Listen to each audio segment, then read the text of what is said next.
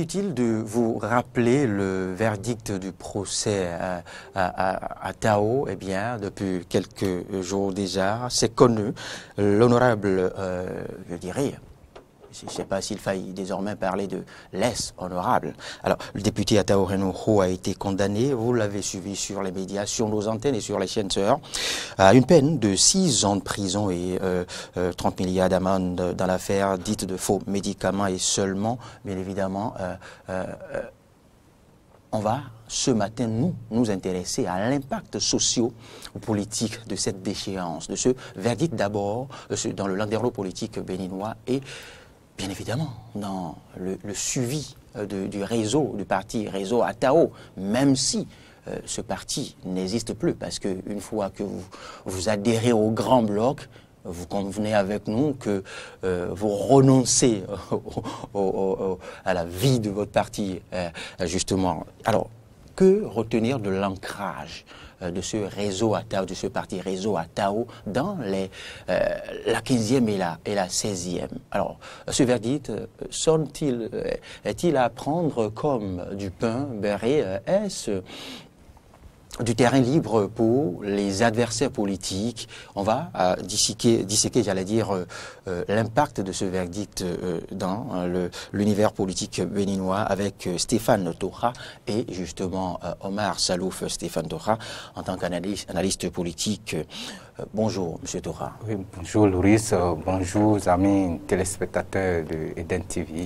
Face à vous, je le disais, c'est Omar Salouf. Inutile de vous le présenter, c'est le rédacteur en chef du quotidien Émergence Info. Bonjour, Omar. Bonjour, Loris. Bonjour aux amis et téléspectateurs, téléspectatrices, et auditeurs, auditrices. Alors, Omar, je démarre avec vous. Alors, qui l'eût cru, qui l'eût su, qui pouvait penser, qui pouvait s'attendre à un tel verdict bien au lendemain de l'adhésion du parti à un des grands blocs de l'adhésion du parti aux idéaux du chef de l'État?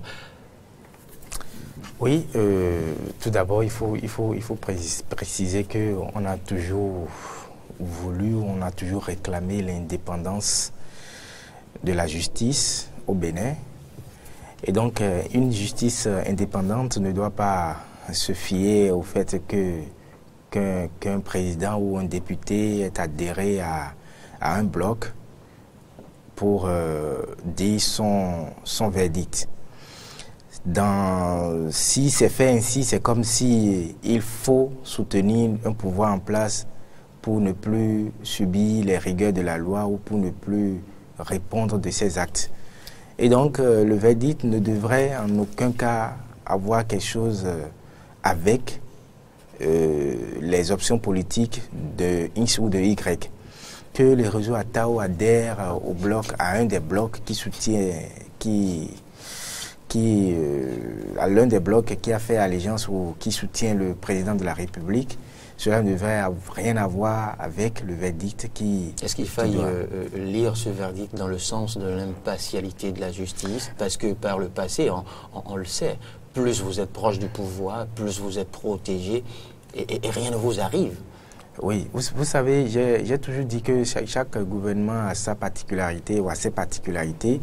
Et dans le fait, on constate quand même que malgré l'adhésion du réseau Atao à un des blocs de Patrice Talon, malgré la procuration donnée depuis sa cellule pour voter pour une éventuelle révision de la Constitution récemment, malgré tout ça, la justice a dit qu'il faut condamner l'intéressé. Et donc, si on a tout le temps proclamé que la justice sera impartiale sous son règne, je crois que Patrice Talon aussi ne devait pas jouer de son poids pour que la justice prenne un autre sens, alors que peut-être ça devrait en prendre un autre. C'est peut-être aussi, il faut le dire les choses comme ça, c'est peut-être aussi une manière de montrer que véritablement on n'a pas besoin d'adhérer, ou bien même si on a adhéré à mon bloc, on peut être condamné, on peut subir les rigueurs de la loi. C'est beaucoup de choses. Mais dans le fait, on constate quand même que malgré le fait que son parti adhère à l'un des blocs, le verdict est tombé et il est condamné pour 6 ans et assorti d'une amende de 3 milliards. 1 milliard pour la douane, en tout cas, les hommes de droit savent comment ils apprécient ça, mais c'est quand même 3 milliards à verser dans la caisse de l'État pour dommages, intérêts et tout ce que et tout ce qu'on sait. À compter à partir de ce verdict, on peut être déjà en droit de dire que même, comme on le disait par le passé, que la lutte était sélective, que même les proches du chef de l'État devront maintenant commencer à s'inquiéter, Stéphane Tora. Oui, merci Loris et merci pour la problématique qui tourne, qui prend l'exemple sur le cas Atao. Oui. Nous sommes des humains et l'emprisonnement du député Atao devrait, en tant qu'humains et citoyens et béninois, devrait nous interpeller. Et nous n'allons pas le voir en train de limer les dents en prison. Parce que chez nous, on dit, lorsque le malheur arrive à ton voisin, bon, tu compatis.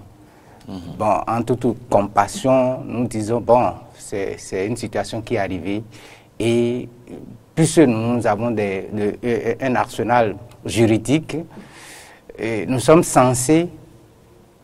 ne sommes pas censés ignorer les règles qui régissent notre nation.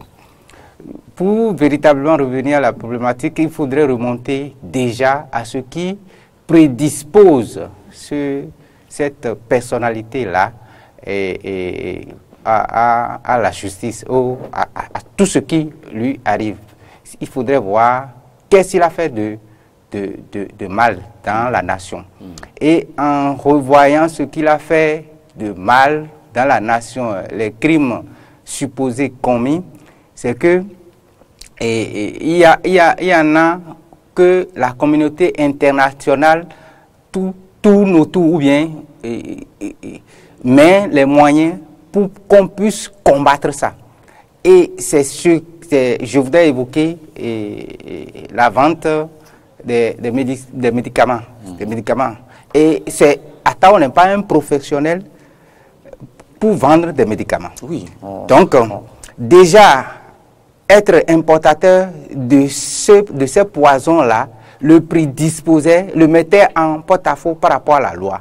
Et la lutte avait commencé déjà par les petites gens, disons les femmes du marché à Diegoulé qu'on a cassées, d'autres qu'on a pu appréhender et condamner. Donc on ne peut pas condamner de petites gens et arriver à celui qui est précurseur de ce commerce-là et dit qu'il ne va pas avoir de condamnation. Donc, déjà, son manteau politique, ses orientations ne peuvent pas le soustraire de la justice si nous voulons une justice impartiale. Donc, le député Atao, avec son, disons, ses militants et autres, son parti politique venant après, constatant que, bon, là où la justice est en train de l'amener, il ne pouvait plus s'en sortir, voulait utiliser en quelque sorte le chantage politique, comme nous le faisons d'habitude dans ce pays. Qu'est-ce qui vous le fait dire? Oui, en disant finalement, bon, si je me mettais à soutenir... Il n'a pas attendu le verdict pour adhérer au bloc, Non, ce n'est pas affaire d'attendre le verdict, mais tout est déjà lancé, contre lui, malgré lui. Et il ne pouvait pas en être autrement, puisque Vous voulez dire qu'il avait le dos mûr, qu'il n'avait pas autre choix. Il n'avait pas autre choix que de commencer par dire nous soutenons, parce que c'est ce nous soutenons là qui maintenait les hommes politiques, qui protégeait les hommes politiques de la rigueur de la loi. Donc, condamner un politique et surtout un député actif à l'Assemblée nationale, c'est profondément une première, et la justice a bien choisi de le faire pour nous montrer à nous autres que désormais, nul n'est au-dessus de la loi. Oui, mais les tests ont prévu quand même. Les tests ont prévu quand même la procédure. Ce sont les surtout quand il s'agit d'une personnalité de la trempe de Ataho Henro. On ne va pas évoquer le volet justice ce matin, rassurez-vous. On va s'intéresser beaucoup plus sur la portée sociale, la portée sociopolitique de ce verdict dans l'univers politique béninois, et plus précisément, vous le savez, dans la 15e et 16e circonscription, où l'ancrage, je le disais tantôt, de ce parti réseau Ataho n'est plus à démontrer. Oui, il a eu à démontrer par le passé, lors des échéances écoulées, que c'est un parti à craindre, surtout dans la 15e et la 16e, Omar Salouf. Oui. Maintenant qu'on en vient à réduire au silence, on en vient à émousser quelque peu les ardeurs du leader du parti. À quoi devra-t-on s'attendre? À quoi devrait-on s'attendre? Je crois que en politique, on dit que... Puisqu'ici, il faut préciser que ce n'est que le leader, le numéro 1 de cet ensemble qui a 50 prisons fermes. Oui, et non les militants. C'est le leader. Et ce n'est pas que le leader, c'est le leader et un point, c'est tout. Vous savez, au Bénin, on a toujours, mais jusqu'à maintenant d'ailleurs, on a toujours animé la vie politique, on a toujours animé les partis politiques autour d'un seul leader, autour d'une seule personnalité qui est à la fois, qui détient toute l'aura, qui détient toute la manne financière, qui détient tout ce qu'il faut pour le parti. Il est pour le parti entier, c'est-à-dire il détient le parti dans son entièreté. D'abord, le réseau Ataho, c'était pas un parti, c'était une association au départ, et constituée en partie par la suite. Et cette association qui avait un certain ancrage dans la société, qui faisait des dons et autres, des œuvres caritatives. Donc, j'ai compris qu'ils ont voulu maintenir le son réseau Ataho, c'est pourquoi on a dit réseau, le parti réseau Ataho, regroupement ou quelque chose des élites, point succès objectif, etc. Donc, que ce soit pour le réseau Ataho, nous avons vu pour ABT aussi, c'est Abdoulaye Biotchane qui est devenu d'un Bénin triomphant.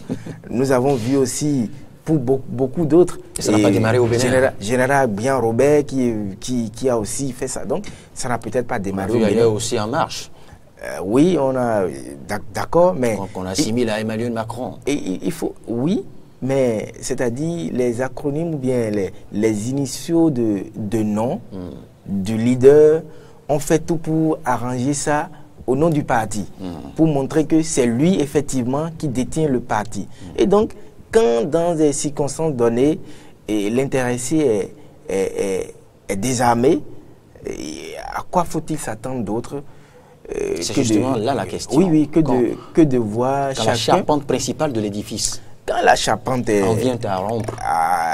rompue et est brisée, et convenez avec moi que chacun commence à trouver ses propres solutions, chacun des militants. On cherche en même temps à trouver la prochaine destination. On cherche en même temps à penser à sa propre suivi. On pense en même temps à quoi faire pour... Parce que le réseau Ataho a sûrement des élus locaux, a des élus communaux. Il est le seul député du réseau. Il a certainement un suppléant. Chacun de tous ceux-là va dire que j'ai un avenir politique à préserver et j'ai un sens de militantisme, encore que le militantisme, normalement, même si le président est condamné à 100 ans de prison, ils doivent maintenir la maison. Mais là, dans notre contexte ici, quand le chef est parti, quand la tête est coupée... Les militants et autres leaders de ce réseau Ataho, de ce parti réseau Ataho, vont-ils commencer à frapper à d'autres portes? Ça vont-ils changer de veste? Pas. Et même, je pense que peut-être que ça a commencé déjà. Parce que chacun va se dire, mais il faut que vraiment je puisse me trouver une place au soleil, je puisse, même s'il faut aller vers l'adversaire d'hier. Parce qu'on a vu les ennemis d'hier deviennent des amis d'aujourd'hui, redeviennent ennemis demain. Et dans ce tout perpétuel là, on est dans ça au Bénin, comme on le dit. Donc ce n'est pas interdit de voir les militants, les sympathisants et autres se rallier brusquement au PRD ou au FCBE pour les échéances prochaines, juste pour assurer sa propre survie. On a dit que le pouvoir judiciaire n'avait, vous avez eu à le rappeler, n'avait rien à voir avec l'exécutif. C'est deux instances différentes. Mais est-ce que ce verdict rend-il service au président de la République ou aux différents blocs et surtout aux leaders de la 15e et de la 16e? Quand on se rappelle que nous sommes à quelques mois des échéances de 2019 et quand on se rappelle encore quel est, j'ai eu à le dire, le poids de Mohamed Atta Ohenouho dans la 15e et dans la 16e, ce verdict ne pourra-t-il pas peser quelque peu dans la balance du choix des militants? Selon moi, un verdict juridique ne doit pas avoir d'impact sur la vision ou bien les visées d'un parti politique, de l'orientation d'un parti politique. Le verdict devait pouvoir rendre justice au pays et non viser l'intérêt d'un homme politique ou bien d'un chef de l'État, que ce soit, fût-il le président actuel de notre pays. La justice, de mon point de vue, devrait se départir des questions politiques. Même si les gens tentent d'amener toutes les histoires, toutes les affaires, tous les problèmes qu'ils ont avec la justice sur le terrain politique, c'est aux juges et aux magistrats de tout faire pour ne pas renvoyer ce verdict-là vers le terrain politique. Oui, je vais répondre profondément à ta préoccupation par rapport à ce qu'est le député dans sa circonscription, dans la 15e et un peu dans la 16e. Oui. Selon le jeu politique tel que ça se passait, ça se faisait dans notre pays, c'est que c'est la tête qui donne l'orientation. Et on est partisan, sympathisant d'un club, d'un mouvement politique ou bien d'un parti politique par rapport en se liant ou bien en se reconnaissant par rapport à la tête, à celui qui incarne le parti ou le mouvement politique là. Président. Voilà. Maintenant, jusqu'à avant le vote de la nouvelle charte des partis politiques, c'était possible. Puisque c'est celui qui imprime la marche à suivre, c'est celui-là qui met la main dans la poche pour pouvoir animer la vie au sein de son parti politique. Je dis de son parti politique puisque les autres ne sont que là pour profiter du fruit de ce parti-là. Maintenant, lorsqu'on voit la nouvelle charte qui impose une certaine norme, alors est-ce que le chef pourra toujours se prévaloir de ce charisme-là, même si charisme il ne peut pas à chaque fois mettre la main dans la poche pour sortir 250 millions, voire 249 millions. S'il le fait une fois et que ça fait flop, une seconde fois ça fait flop, il dira, il va pouvoir faire réunir autour de lui d'autres personnes qui pourront mettre la main également à la poche pour pouvoir animer la vie du parti politique. Actuellement, les gens sont appelés beaucoup plus à animer leur parti politique par les militants, par les idéaux des militants et par une vision, une idéologie claire. Lorsque vous avez une vision, une idéologie claire partagée par beaucoup de personnes qui souhaitent que cette idéologie-là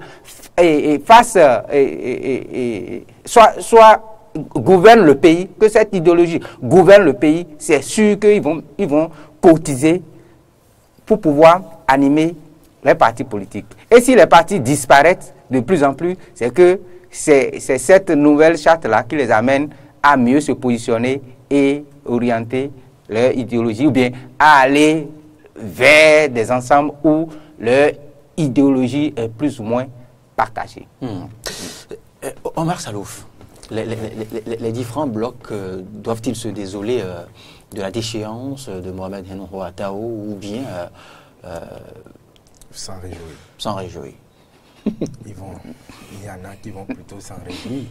Vous savez, il y a une histoire, il y a des adversaires politiques, il y a des ennemis, des frères ennemis qui se partagent la même circonscription, les mêmes circonscriptions. Et donc, on a tout intérêt, au-delà du fait que il s'agit de l'humain, il s'agit de compatie, mais politiquement parlant, ils ont tout intérêt à ce qu'on procède par élimination, comme on le dit.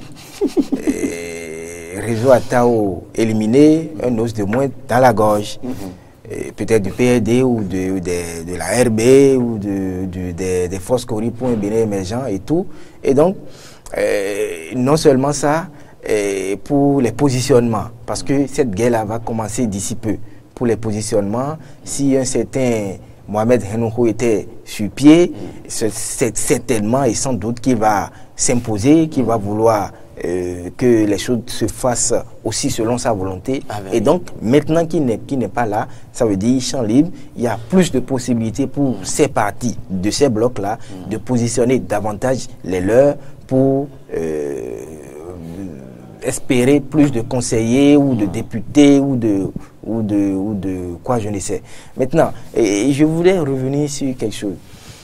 Le verdict de la justice, certainement, impacte la suite à donner à un parti politique. Dans le même ordre d'idée que ce que je venais de dire tout à l'heure, une fois que le chef n'est plus là, c'est comme la débandade. Et donc, ne vous étonnez pas d'entendre un jour qu'il y a des gens qui, sur le terrain politique, espéraient ou souhaitaient ce verdict-là pour qu'on se débarrasse de lui. Et on ne va pas dire que la justice a écouté ça avant de dire son verdict. Oui. Mais de toutes les façons, le verdict est tombé et ça doit forcément arranger des gens. Certainement, il y a aucun doute à cela. Et dans le contexte dans lequel nous sommes, ou par le passé, et il n'y avait pas une orientation en bonne et due forme, toute l'orientation est gérée par le président, le bailleur principal, et franchement, il n'y a pas à s'attendre à autre chose que de voir la dislocation de ce parti-là. Omar Salouf, je constate en quelque sorte qu'on est en face de deux différentes sortes d'Attao Henro. Il y a l'Attao d'il y a un an, d'il y a 2 ans. Oui. L'Attao Henro, l'influent député, l'élu de la 15e circonscription, très influent aussi dans la 16e, qu'aurait voulu avoir dans son camp toute autre chapelle politique. Oui. Et il y a l'Attao, malade aujourd'hui, affaibli, croupissant sous le poids de ce lourd verdict du mardi 23 octobre. Alors, n'est-ce pas parce que actuellement on se retrouve dans le cas de Attao, ce deuxième type d'Attao, que voilà, tout se passe comme si il n'y a pas péril en la demeure, voilà, on peut s'en passer, il n'y a pas événement. Oui, non, vous savez, c'est clair que ce deuxième Attao-là, comme je le disais, arrange beaucoup de personnes, et puis on préfère ne plus en parler pour que ça passe vite, pour qu'on ferme vite cette page, pour qu'on passe à autre chose. Parce que peut-être à force d'en parler, et ça demeure présent dans l'esprit des sympathisants ou des partisans de ce parti-là. Et puis, ça peut constituer une certaine révolte entre griffes. Parce que quand, normalement, ce que moi j'aurais souhaité peut-être pour ce parti, c'est qu'ils se réunissent, qu'ils prennent des décisions, tous les militants, parce qu'il y a un bureau. Le bureau, ce n'est pas que le président. Il y a un bureau, il y a un vice-président, il y a tout ce qu'il faut dans le bureau qui se réunissent et qui s'entendent considérablement sur la suite à donner à leur parti. Il n'y a plus autre suite. Ils adhèrent aux idéaux du chef de l'État. Ils feront partie d'un des blocs. Non, là encore, ça s'est consommé. Là encore. Oui. Vous savez qu'au Bénin, il y a quelque chose. Et cette déclaration qu'on a faite, doivent-ils revenir sur la décision? Est-ce que la base a été véritablement consultée? Ou bien c'est parce que, comme l'a dit monsieur Tora, est-ce que c'est parce qu'on a vu venir un certain verdict qu'on s'est précipité pour faire cette allégeance-là? Est-ce que c'est parce qu'on a vu venir le mal qu'on s'est précipité pour faire une certaine déclaration, espérant en retour que la justice ne dise pas ce genre de espérant peut-être une mince influence de l'exécutif. Voilà, pour que la justice fasse autre chose peut-être. Et donc, si c'est dans cette intention-là, je crois qu'on a encore du chemin. Parce qu'on ne va pas vouloir une coloration de la justice et faire des déclarations et espérer que, parce une chose est sûre, cette hypothèse n'a pas prospéré.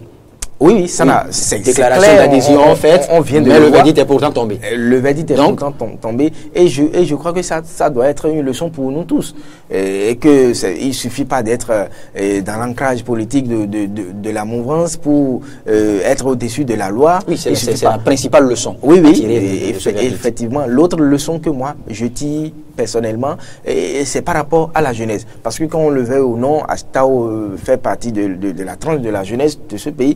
Il a été le plus jeune député, et je ne sais pas s'il est toujours, et il représentait une certaine image, une certaine valeur, s'il faut le dire ainsi. Parce que il s'est battu, il est allé au front, il est allé contre un certain PRD dans cette 15e circonscription électorale-là, se faire élire député, et donc il a le courage qu'il faut.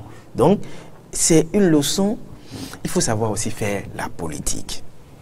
Justement, vous faites bien de le dire dans votre suite. Vous avez évoqué son goût du risque, son courage, la fougue, le bagou du jeune qui a porté, qui l'a aidé à se faire élire dans la 15e. Mais au-delà de toutes ces qualités, Stéphane Tora, la jeunesse n'a-t-il pas joué quelque peu dans la suite du processus?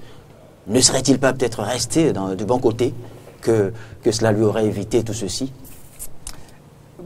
Dans l'absolu, disons, peut-être que la jeunesse, le jeune âge du député a joué un peu contre sa façon de percevoir. Y a-t-il eu une mince note d'immaturité politique? On dirait, on devrait pouvoir conclure ça. Oui, il y a un peu d'immaturité politique parce que je ne sais pas qui le conseille, bien qu'il a conseillé. D'accord? Dans ce retour au tribunal. Dans ce retour au pays d'abord. Puisque les gens font tellement de calculs qu'ils ignorent que nous sommes avec des magistrats qui maîtrisent mieux la législation maintenant. Les interprétations. Oui, c'est des magistrats qui maîtrisent à virgule près des théories qu'ils développent et qui battent facilement en brèche nos ténors, nos grands avocats en qui nous croyons. Puisque quand vous les écoutez, vous dites, bon, que justice soit faite, que justice soit rendue. Mais je ne sais pas qui a conseillé à Attao de rentrer. Sinon, il pouvait rester à distance et avec des conseils je ne sais pas, de grands sages, s'approprier la télécommande. Réorienter autrement les choses en sa faveur pour que le verdict ne soit pas aussi lourd que ça. Ceci étant, Je voudrais un peu dire, dans l'enderno politique, c'est des jeux d'intérêt, hein, c'est des jeux franchement d'intérêt. Et les gens peuvent avoir d'intérêts communs, convergents, aujourd'hui et demain, des intérêts divergents. Les gens peuvent lutter aujourd'hui et demain s'embrasser. Et à chaque fois, ils ont dans leur mentalité, dans leur compréhension que le bonheur d'un politique fait le malheur de l'autre dans sa circonscription. Et celui qui est allé à la guerre, celui qui va à la guerre, perd d'office sa place. Donc, celui qui est déjà libre de tous ces mouvements, le politicien qui est libre de ces mouvements, c'est d'office que lorsqu'il abandonne son terrain là, d'autres l'occupent systématiquement. Ce n'est pas quelqu'un qui est condamné, et véritablement condamné, et de dire qu'il va toujours continuer à avoir la même influence sur sa circonscription. Atao est condamné et il a perdu définitivement du terrain. Je voudrais aussi revenir au niveau de l'organisation politique de son parti, le réseau Atao. Le réseau Atao, pour dire oui, bon, peut-être qu'au début, il pensait jouer un peu sur la fibre des citoyens qui ont tendance à suivre ceux qui se font victimiser. Au début, c'était sur ça là que ça avait joué, en ignorant d'office, parce que je vais revenir à ce que j'ai introduit au début là, que lorsque des petites gens ont été cassées, lorsque certaines pauvres dames ont été arrêtées, condamnées, ce n'est pas au politique, à un politicien là, qu'il faut venir et défendre pour dire oui, il y a acharnement, il y a si. Même si c'est son business qui a été visé, c'est un business qui est illégal. Pour dire que Atao a manqué d'un petit peu de sagesse, puisque d'autres, beaucoup de personnalités intouchables. Sagesse ou bien il n'a peut-être pas disposé des bons puzzles à placer, ou il les a peut-être mal placés. Ils avaient toujours, ces gens-là, ils avaient toujours leur jeu, ils avaient toujours leur carte. Une carte mal jouée, mal distribuée. Voilà, donc cette fois-ci, il n'a plus sorti la reine, mais peut-être que c'est ça qui est contre lui. Alors, doit-on dire comme les autres sous le mandat présidentiel écoulé que Atao est fini? Non, moi, je n'ai pas envie de dire que Atao est fini. On a vu Nelson Mandela faire 27 ans de prison, sorti pour devenir président de la République. Et Atao n'a que 5 ans à faire. Peut-être qu'il reviendrait plus fort, je ne sais pas. Vous n'êtes pas à savoir que d'autres instances juridiques peuvent se saisir de dossiers et corser encore le verdict. Ça ne vous apprend rien, je n'ai cité aucune instance. Il n'est pas exclu non plus qu'après appel, que le verdict ou bien que la peine soit réduite ou réduite considérablement. Mais je voudrais revenir sur quelque chose. Et monsieur Torra disait qu'il a manqué, c'est vrai, c'est clair, c'est ça, je disais, il faut savoir faire la politique, il a manqué de maturité. Mais c'est le fait de rester hors du pays et de ne pas venir... Mais peut-on manquer de maturité et affronter quand même un Adrien Rongboidi et s'en sortir? Peut-on manquer de maturité et faire ce parcours quand même élogieux qu'a connu Atao Renfro? Il a certainement une certaine capacité de mobilisation. Mais la capacité de mobilisation ne veut pas dire la capacité... Il faut savoir qu'il a tenu tête à Adrien Rongboidi dans ce pays. Oui, ça c'est du point de vue mobilisation électorale. Alors, mais du point de vue stratégie politique, c'est pas encore ce qu'il faut. Parce que, parlant de stratégie politique, il y a un gouvernement qui est arrivé, qui a dit clairement que cette affaire de faux médicaments doit être bannie, on doit finir catégoriquement avec ça. Et le député étant dans cette affaire-là, devrait pouvoir se raviser, devrait pouvoir avoir la stratégie qu'il faut. Pas la stratégie qu'il faut pour continuer dans le commerce, mais la stratégie qu'il faut pour se débarrasser de ce commerce-là, pour se contourner, pour avoir une nouvelle corde à son arc, comme on le dit. Parce que, comme c'est clair, même si quand la volonté est affichée comme ça, même si c'est l'enfant du président de la République, je suppose, hein, même si c'est l'enfant du président de la République qui fait ce commerce, et que ce président dit, on doit en finir avec, cet enfant doit comprendre que même si je suis son enfant, je dois savoir quoi faire pour ne pas tomber sous le coup de la loi, normalement. Donc, ça fait partie des premières stratégies que devrait utiliser Atao Henouho. Et l'autre chose, oui, allez-y. Oui, et l'autre chose, la stratégie politique devrait aller dans ses choix politiques. Dans ses choix politiques aussi, parce qu'en même temps qu'on fait quelque chose d'illicite, on affronte ouvertement le gouvernement. Je ne suis pas en train de dire qu'il suffit d'affronter le gouvernement pour avoir ce sort. Mais la stratégie politique aurait voulu qu'il mette tout sur la table, qu'il étudie avec peut-être ses lieutenants ou son staff, qu'il étudie la nouvelle méthode à adopter pour, comme on le dit, pour survivre dans la nouvelle donne politique. C'est ça. Oui. Omar Salouf, mais je vous précise que ce n'est pas la toute première fois au Bénin que la lutte contre les faux médicaments a été enclenchée. Oui. Même lors du mandat écoulé. Le président Boni Aïe s'y est mis. Oui, effectivement. Vous ne direz pas le contraire. Oui. Donc, Atao ne s'attendait peut-être pas à ce que cette lutte déclenchée par le gouvernement Talon aille à ce point. Peut-être qu'il se disait que ce serait une lutte comme les précédentes. La même chose, on est habitué, on en parle, on dit Pangea 9, on en fait des réunions, voilà. Chirac était venu, des choses comme ça, mais donc c'était pas une première. C'était pas une première. Peut-être qu'il voyait que bon, qui pourra s'en sortir aussi. Oui, il suffira juste d'inquiéter une ou deux dames à Djegoulé et ça y est que le réseau allait reprendre. Je voudrais préciser quelque chose entre-temps. C'est que Atao Henouho n'était pas au pays. Maintenant, il est revenu, la condamnation est tombée. Moi je ne suis pas pour le fait qu'on dise il aurait pu rester là-bas.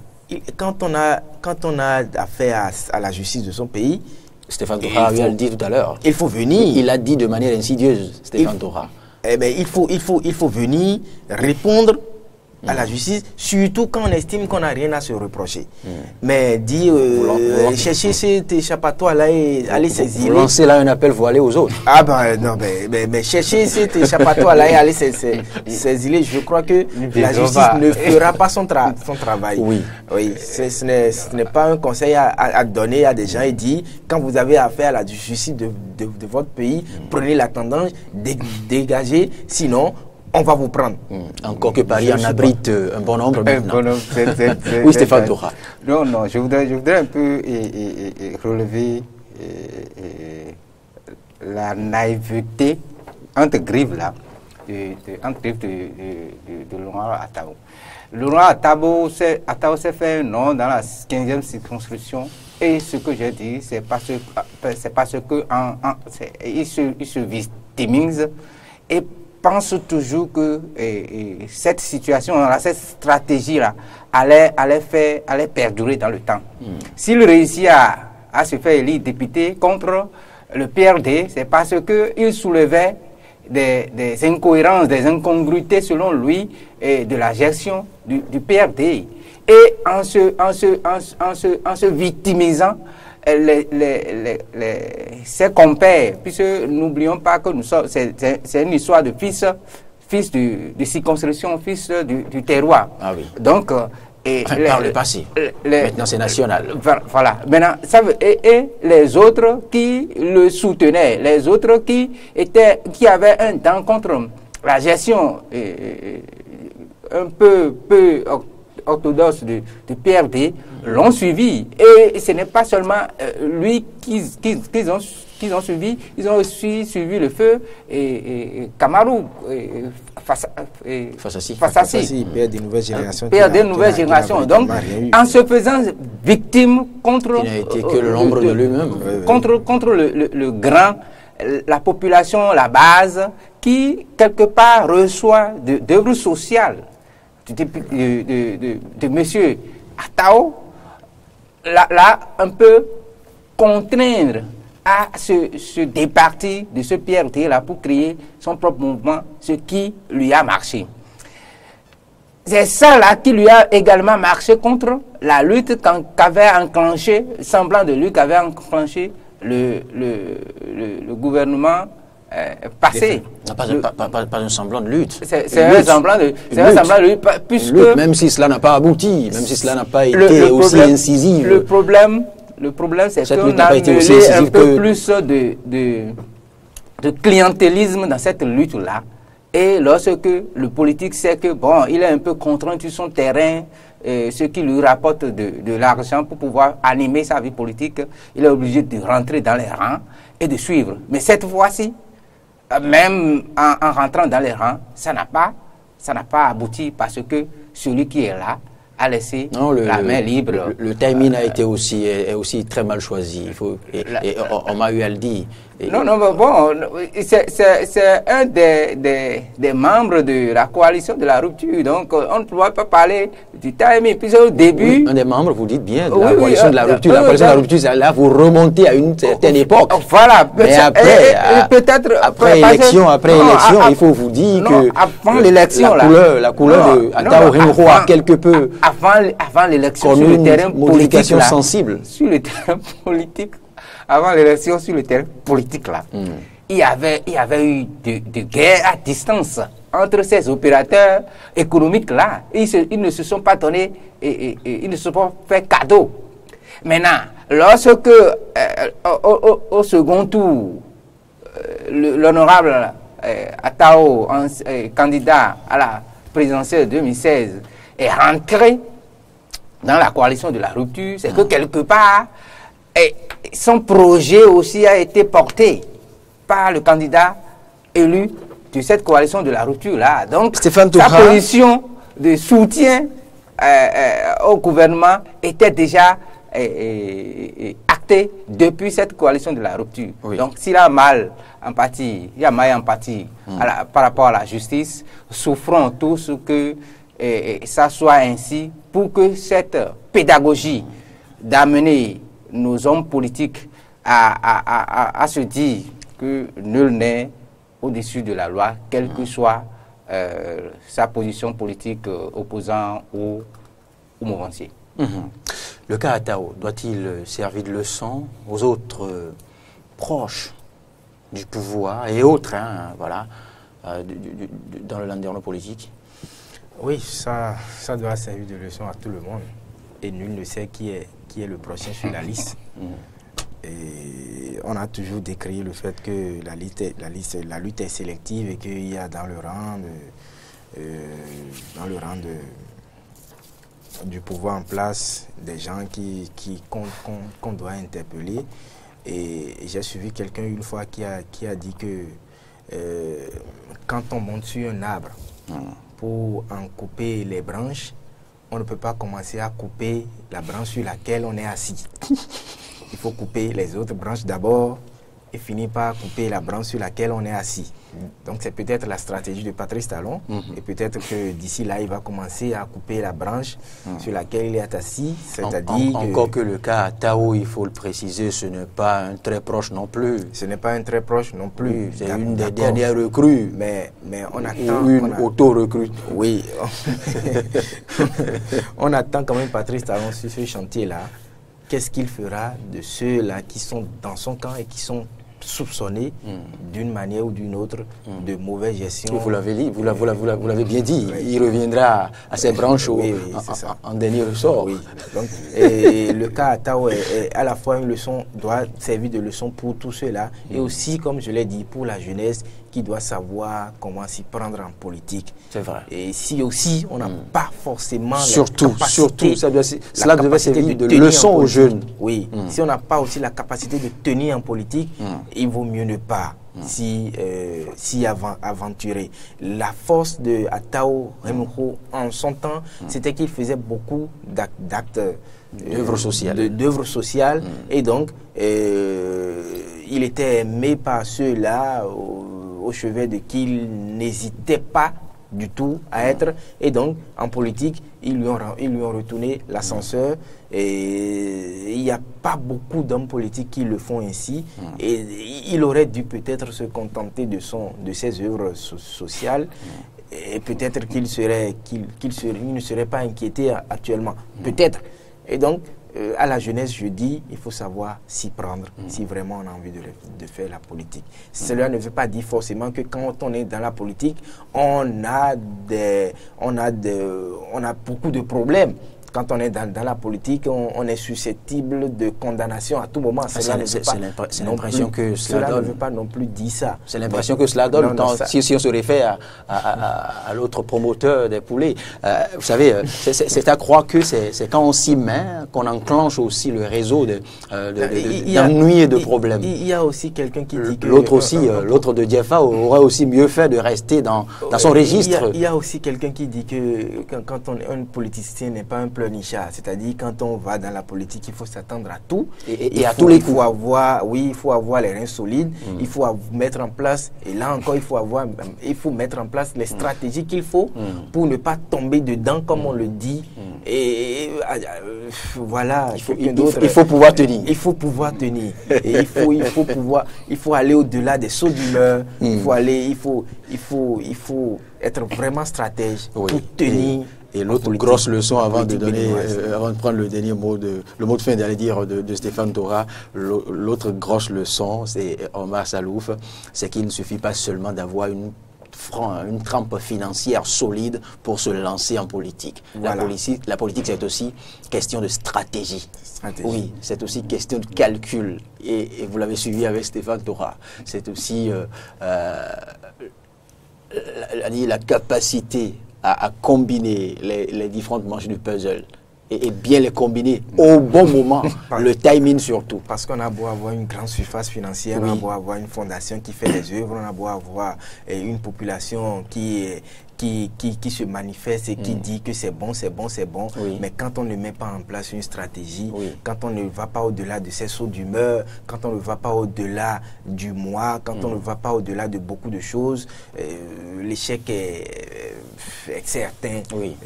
L'échec, vous faites bien de le dire. On a beau avoir une surface financière, mais il arrive en politique qu'on soit incapable de se présenter devant l'instance judiciaire qui l'invite. Ah oui, Stéphane Tora, pour finir. Oui.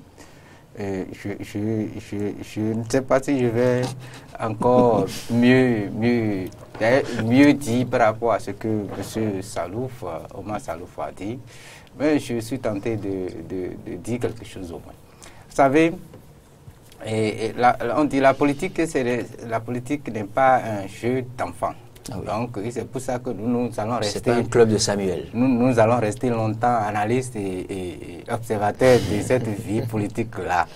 L'autre chose, comme vous l'avez dit, même si vous avez une surface financière importante, même si vous êtes adulé par la population parce que vous leur apportez un peu plus de mieux-être, il ne faudrait pas, parce que vous faites ces œuvres-là, marcher sur la loi, puisque nul n'est au-dessus de la loi. Et s'il y avait un temps où certaines catégories certaines catégories sociales de notre pays semblent ne pas être inquiétées, ce temps est révolu. Ce temps semble être révolu, puisque on dit dans notre patois que au temps de royauté, autant de changements de cadence.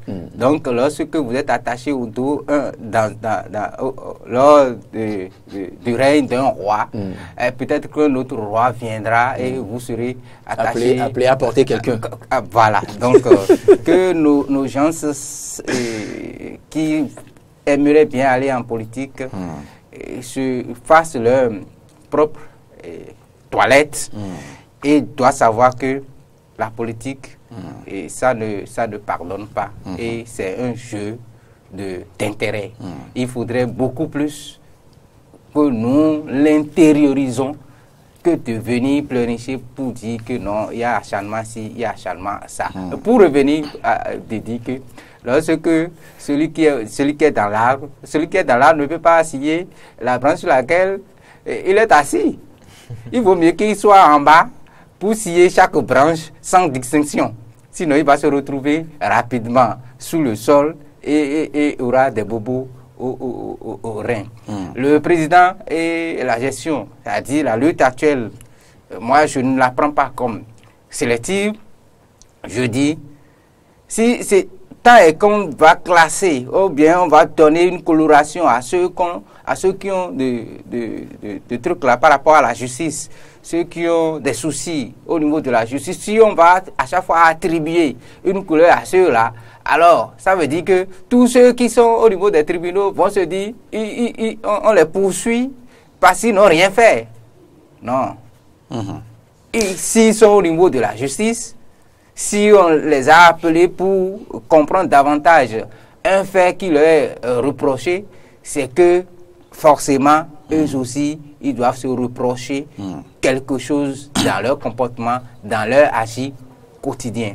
Donc, ce n'est pas parce que vous êtes en train de faire de la politique que vous allez dire nous sommes en train d'être pourchassés. Non.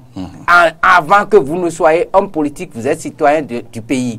Et la loi est faite pour les citoyens du pays, quelle que soit leur catégorie socio-politique et culturelle. Merci. Donc, Stéphane Torra. Omar Salouf, Stéphane Torra, merci pour votre disponibilité. Je ne vous apprends rien. Il y a quelques années encore, à la demande de la carrière envisagée dans les collèges et peut-être dans les classes de primaire, eh bien, les jeunes gens vous répondent, vous le savez, tout le monde, tous les jeunes gens veulent tous devenir douaniers ou politiciens. Oui, parce que je dirais, ces deux gros volets, ces deux grandes catégories offraient plus de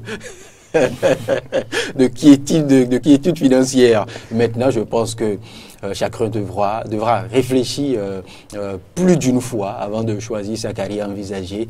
Il ne suffira plus simplement d'être bon opérateur économique pour devenir dans sa contrée, offrir quelques sacs de riz et devenir politicien.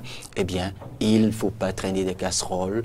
Et l'autre angle du sujet que nous avons toujours rappelé ici, c'est que cette lutte contre l'impunité n'épargne aucune chapelle, n'épargne aucun cadre, aucune personnalité politique, et que cela soit appliqué à tout le monde, et au camp d'en face et au camp de la partie au pouvoir.